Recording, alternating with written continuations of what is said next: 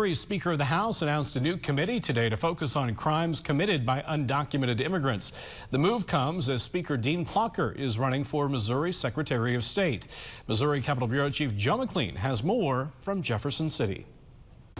Speaker Plocher said this committee is going to be working with law enforcement to assess the level of crime committed by immigrants who came here illegally. He said it's in response to rising concerns about crimes committed by this group.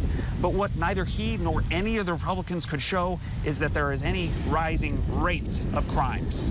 The message needs to be, if you're not here in the state of Missouri legally, you're going to be detained and you're going to be deported if you're committing crimes. The new committee's official name is Special Interim Committee on Illegal Immigrant Crimes, even though study after study shows that any immigrant population, regardless of legal status, commit crimes at roughly half the rate of natural-born citizens.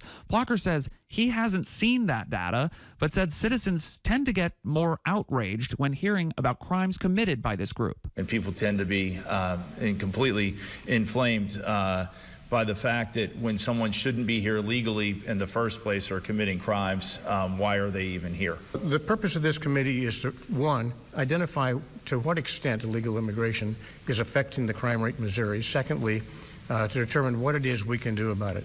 Representative Lane Roberts is the committee's chairman. I asked what data is showing them that undocumented immigrants are more criminally inclined. I'm not going to get specific about that because I just don't have that data with me. Representative Emily Weber is one of the Democrats appointed to the committee. Her explanation for why it's being launched is a lot simpler. Plocher is running against 7 other Republicans in a primary for Secretary of State. This is just using fear-mongering to try to get a name out for a statewide candidate right now.